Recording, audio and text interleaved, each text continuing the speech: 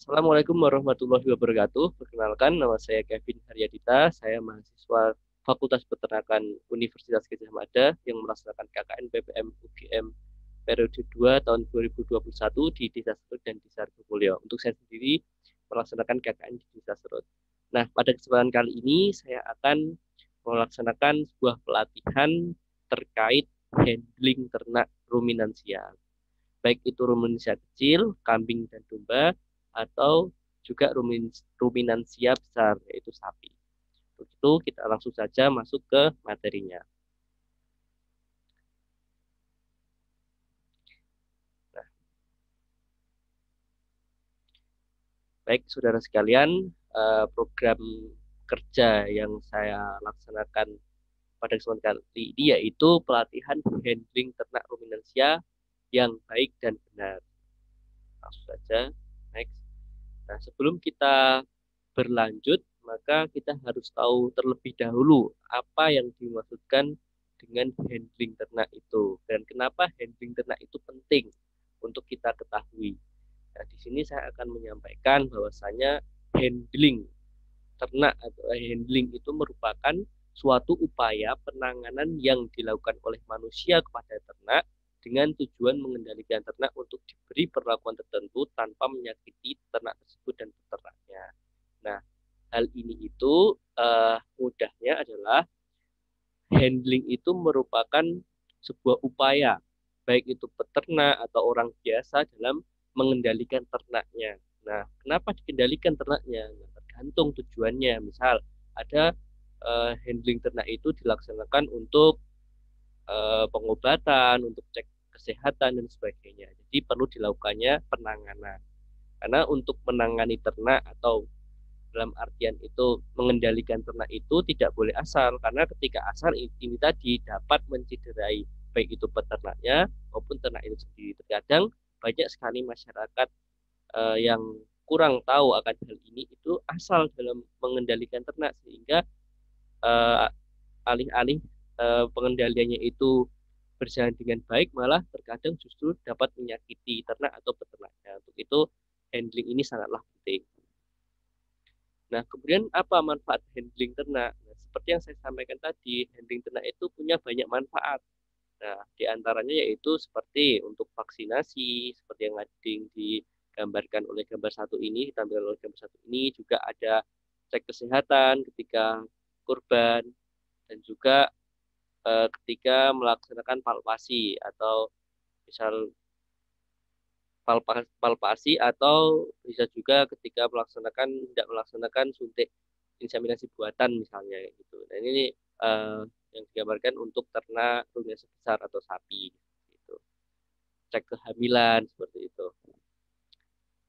Nah, terus kenapa handling ternak itu penting? Nah, handling ternak itu penting karena dapat mendukung beberapa hal seperti untuk memudahkan dalam mengendalikan ternak tentu saja, terus untuk meminimalisir penyakit ternak. Kemudian juga bukan hanya dari segi ternaknya, tapi juga untuk meminimalisir kecelakaan kerja pada peternaknya. Apalagi ternak-ternak ruminansia besar seperti sapi, kerbau, kuda, dan sebagainya. Itu akan sangat bahaya ketika pengendalian ternaknya itu asal-asalan. Gitu. Bisa berdampak fatal gitu. Kan bisa bahayalah intinya seperti itu.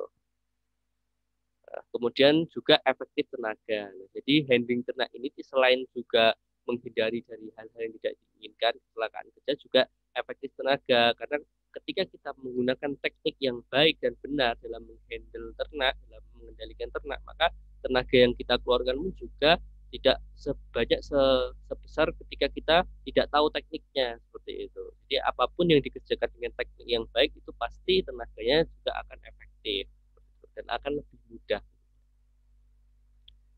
Nah, kemudian kita langsung saja lanjut ke materi intinya yaitu cara handling ternak kambing atau domba. Seperti yang kita tahu bahwa ternak kambing atau domba itu merupakan ternak ruminansi kecil. Jadi cara handlingnya pun juga akan sangat berbeda dengan ternak ruminansi besar seperti sapi contohnya. Nah, ada pun beberapa cara untuk handling ternak kambing atau domba. Nah, cara yang pertama yaitu dengan mengapit tubuh kambing atau domba dengan kedua kaki seperti yang digambarkan atau diilustrasikan pada gambar berikut ini. Nah, di sini ya kita bisa melihat bahwa ternak dombanya itu diapit dengan kedua kaki. Nah, ketika ternak domba diapit kedua kaki ini, otomatis pergerakannya pun juga akan terbatas, dan ternaknya juga tidak akan bisa pergi kemana-mana atau gerak dengan bebas. Nah, di sini kita baru bisa memberikan perlakuan, entah itu diberikan obat misalnya, atau dicek kesehatan, atau apalah, tergantung tujuan dari peternaknya. Nah, cara seperti ini itu sangatlah efektif dan kita akan sangat membatasi gerakan ternaknya. Jadi bisa dicoba seperti ini. Ini biasanya yang paling sering dilakukan.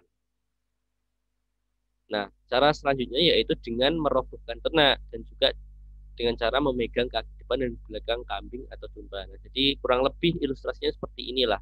Jadi kaki depan itu keduanya dipegang, disatukan, dan juga kaki belakang juga disatukan, kemudian dirobohkan. Ini biasanya yang dilakukan ketika melaksanakan kurban seperti itu. Nah, ini ketika ternak sudah dalam kondisi seperti ini, ternak kambing atau domba dalam kondisi seperti ini akan sangat sulit sekali bagi ternaknya untuk gerak gitu. Jadi bisa kita berikan perlakuan tertentu. Nah, cara selanjutnya yaitu dengan menggendong kambing atau domba. Nah, caranya adalah seperti ini. Nah, ini juga bisa dilakukan. Jadi cukup dengan merangkulkan kedua tangan ke kaki depan maupun belakang dengan posisi seperti ini. Nah, di sini juga ternaknya akan sangat terbatasi gerakannya sehingga sangat mudah untuk diberikan perlakuan. Nah, ini namun cenderung agak susah karena tergantung berat badan ternaknya ya. Karena semakin berat kan juga akan kesusahan nanti dalam mengangkatnya. Nah, kemudian cara yang selanjutnya yaitu dengan mendudukkan kambing atau domba. Nah, ilustrasinya seperti ini. Nah, ini biasa dilakukan ketika mungkin akan mengecek bagian bawah atau bagian perut ternaknya dan sebagainya, atau mungkin disuntik seperti itu juga bisa seperti ini. Ya, tergantung sekali lagi handling ternak itu tergantung dari perlakuan yang akan diterapkan ke ternaknya, tergantung perlakuan apa kepada ternaknya seperti itu. Jadi nanti cara handlingnya pun juga beda-beda seperti itu. Nah, kemudian cara handling ternak sapi. Jadi sebenarnya handling ternak sapi itu bisa dikatakan handling ternak yang tidak mudah, tapi juga tidak sesulit yang kita bayangkan seperti itu. Jadi misal meskipun secara kondisi ternak sapi itu besar dan membahayakan, tapi ketika kita tahu tekniknya itu akan lebih mudah seperti itu. Namun sebelum kita masuk ke handling ternak sapi, kita juga harus tahu dulu letak-letak posisi bahaya, jadi berada di dekat ternak sapi seperti itu, atau posisi-posisi yang rawan atau bahaya terjadi kecelakaan.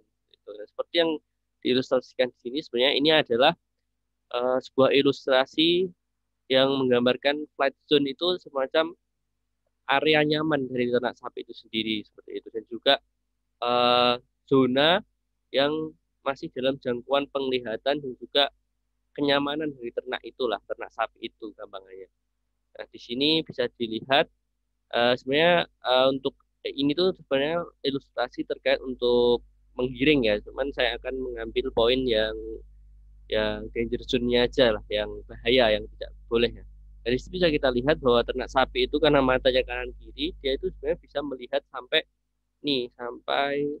sekitarnya 90 derajat lah dari penglihatannya. Jadi di sini sudah digambarkan ketika peternak yang berada di sekitaran sini, sebenarnya ternak sapi masih bisa aware, masih bisa menyadari akan hal itu.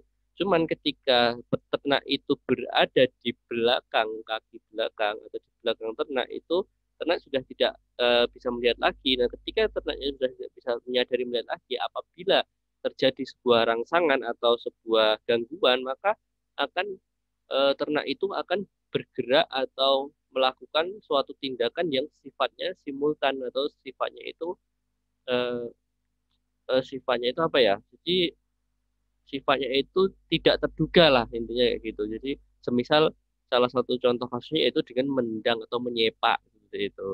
Karena di luar dari penglihatannya. Jadi yang dilakukan pun juga refleks gitulah intinya. Makanya yang tidak boleh kita lakukan adalah berada di titik buta atau blind spot, itu di belakang sini. Nah, kita lanjut. Nah, nah ini adalah ilustrasi dari eh, bahayanya ternak sapi, yaitu ketika ternaknya itu menyepak. Nah, ini bisa kalau apa kena kepala kan ya lumayan kan, bahkan bisa pingsan sekali sepak tergantung besar sapinya itu. Nah, ini adalah salah satu contoh kurangnya wawasan dan pengetahuan akan area-area atau cara handling sapi. Nah, di sini bisa dilihat mungkin ini ketika kurban, jadi ini mungkin bapaknya tidak sadar gitu kan dan kurang pengetahuan akan hal ini, jadi dia memposisikan dirinya itu ke posisi yang sangat-sangat tidak boleh gitu ketika handling sapi, yaitu berada di samping kaki belakang atau di belakang kaki belakang sapi. Jadi di sampingnya atau belakang itu sangat-sangat tidak boleh karena eh, sangat-sangat mungkin ternak sapinya itu refleks dan menyepak seperti ini. Nah, ini bayangkan aja ketika udah kesepak seperti ini bagaimana. Terus ya itu yang harus kita hindari gitu. Nah, terus gimana sebenarnya cara handling sapi yang baik dan benar serta aman? Yang pertama adalah posisi peternak berada sejajar dengan bahu atau kaki depan sapi. Nah, jadi posisinya itu yang paling aman itu adalah berada sejajar dengan bahu atau kaki depan sapi. Karena kaki depan sapi itu tidak menyepak, yang menyepak itu belakangnya. Gitu. Kemudian cara kedua yaitu memegang tali keluh dan tali leher secara bersamaan. Jadi pada sapi itu kan nanti ada tali keluh dan tali leher, maka dipegang bersamaan. Dan yang terakhir itu siku tangan yang memegang tali keluh dan tali leher itu bertumbuh pada sapi. Nah, mungkin akan saya jelaskan dengan gambar lebih mudah. Nah, di sini bisa dilihat, saya akan menjelaskan. Jadi posisi yang paling baik itu adalah berada di samping kaki depan. Bentar, saya akan ilustrasikan seperti ini. Jadi samping kaki depan itu mana ya? Di sini.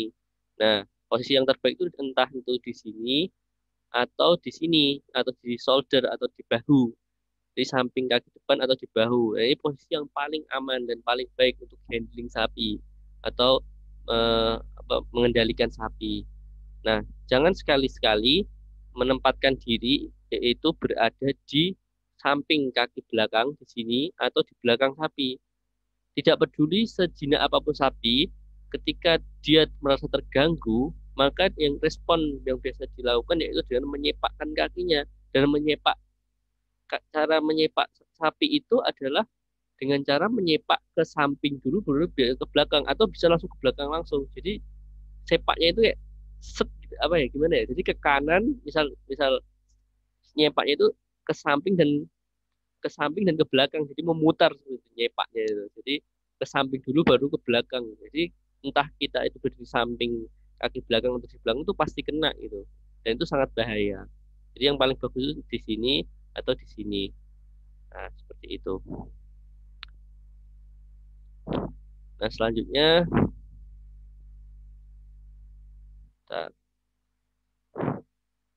nah, kemudian yang cara yang kedua tadi apa? Memegang tali keluh dan tali leher. Nah, tali keluh itu yang mana? Tali keluh itu adalah tali yang dimasukkan ke hidung sapi guna menjinakkan. Jadi, tali keluh itu pada dasarnya kenapa menjinakkan? Karena kan ketika sapi itu diberikan tali keluh atau dicongok bahasa Jawanya itu tentu saja akan sakit apabila nanti ketarik. Dan itu akan menjinakkan sapi. Itu fungsi tali keluh. Tali leher itu yang ada di leher sini. Jadi caranya menghandle sapi agar diam, agar tenang, itu dipegang dua-duanya. Jangan hanya tali keluhnya, karena itu akan kesakitan sapinya. Tidak ada tumpuan tali lain. Nah, ketika leher dan tali keluh disatukan, itu kan nanti ya ternaknya akan nyaman gitu. Kalau tali leher itu terus nanti sakit, bisa jadi keceneng jawabannya atau ketarik gitu kan. Nah, itu untuk itu kita bisa menahannya dengan memegang juga tali leher. Nah, contoh realnya itu seperti ini. Nah, ini adalah cara terbaik memegang atau menghandle sapi. Nah, yang di sini yang kurang mungkin ini ya, yang saya maksudkan tadi memegang tali keluh dan tali leher secara bersamaan itu seperti ini dan juga nanti akan lebih efektif lagi ketika sikunya ini ditumpukan ke lehernya, jadi menempel ke lehernya. Itu akan sangat optimal. Dan ternaknya akan diam dan ternaknya akan tenang gitu. Nah, ini adalah cara handling ternak sapi yang baik dan benar seperti itu. Nah, mungkin ini dulu yang dapat saya sampaikan pada kesempatan kali ini. Semoga ilmu dan informasi yang saya berikan ini bermanfaat. Dan jangan lupa, ternak itu juga makhluk ciptaan Tuhan yang harus kita lindungi dan tidak boleh kita sakiti. Maka fungsi dari teknik handling ini adalah untuk melindungi sesama ciptaan Tuhan yang Maha Esa. Sekian dari saya, semoga bermanfaat. Apabila banyak salah kata sikap dan perbuatan saya pribadi mohon maaf. Wassalamualaikum warahmatullahi wabarakatuh.